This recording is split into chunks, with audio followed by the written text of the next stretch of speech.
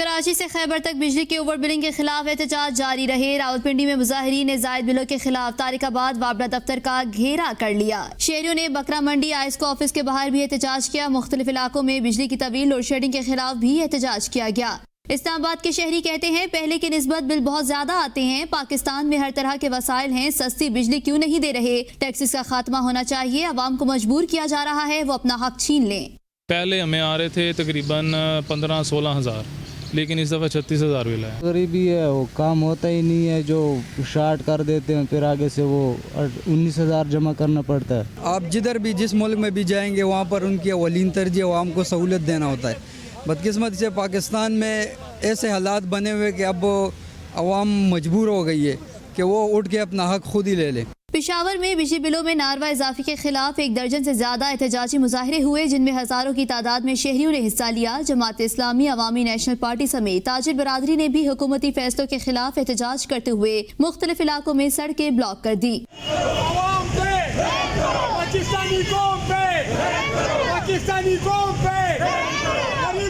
گجرانوالہ میں مظاہرین نے ٹائر جلا کر دھرم کوٹ چوک بلاک کر دیا، جس سے نارووال، پسرور اور ڈسکا جانے والی ٹریفک معطل ہو گئی۔ مظاہرین نے بجلی کے بل بھی نظر آتش کیے۔ ملتان میں بھی شہری سڑکوں پر نکل آئے۔ نواب پور چوک پر احتجاج کرتے ہوئے ٹریفک کو بند کر دیا گیا۔ کرائے وہ الگ بڑھا رہے ہیں گھر والے جو مالک مکان ہیں، اور بجلی کے بل اتنے مہنگے اب آئے ہیں، ہم کہاں سے پورا؟ جس کی 18,000 تنخواہ ہے اسے وہ 20,000 بل کہاں سے بھرے گا؟ دوسرا اپنے بچوں کا پیٹ کہاں سے پالے گا؟ 20,000 کا بل آئے، غریب بچے کرائے کا گھر کیسے بھرا؟ یہ بتاؤ، ہمارے ساتھ کیسا ظلم ہو رہا؟ وزارت توانائی نے اعلیٰ سطح کے اجلاس میں بجلی بلوں کے مسئلے پر تجاویز کو حتمی شکل دے دی۔ تجاویز کابینہ اجلاس میں پیش کی جائیں گی۔ بجلی بلوں میں شہریوں کو ریلیف دینے کا حتمی فیصلہ نگران وفاقی کابینہ کرے گی۔ کراچی میں بجلی کی لوڈ شیڈنگ اور زائد بلوں کے خلاف شہریوں کا غصہ بڑھنے لگا۔ جگہ جگہ کے الیکٹرک کے خلاف احتجاج، ریلیاں اور دھرنے کیے گئے۔ شہری کہتے ہیں لوڈ شیڈنگ کے خاتمے اور ظالمانہ بل واپس لیے تک احتجاج جاری رکھیں گے۔ اگر کوئی بجلی کاٹنے آیا تو حالات کا خود ذمہ دار ہوگا۔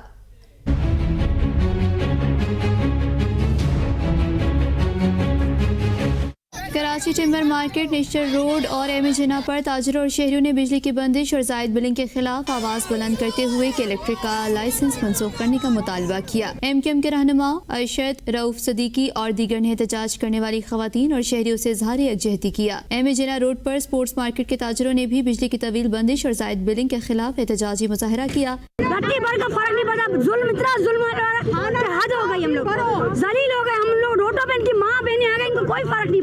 جماعت اسلامی کی زیر قیادت تاجر تنظیموں کی جانب سے احتجاجی مظاہرہ کیا گیا۔ جماعت اسلامی کراچی کے امیر حافظ نعیم الرحمان نے کہا حکمران مزید ظلم جاری نہیں رکھ سکتے، عوام کی بات مان لیں نہیں تو اپنے محلات بھی محفوظ نہیں رہیں گے۔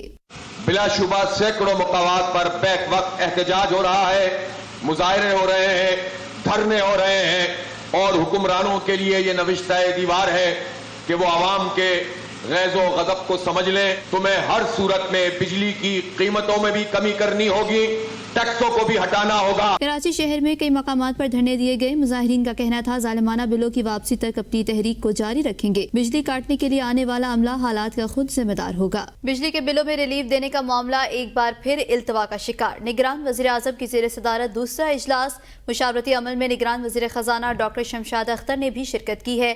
جولائی کے بل قسطوں میں وصول کرنے کی تجویز پر بھی غور کیا جا رہا ہے۔ بجلی کے بلوں میں شامل ٹیکسز کا بھی جائزہ لیا گیا ہے۔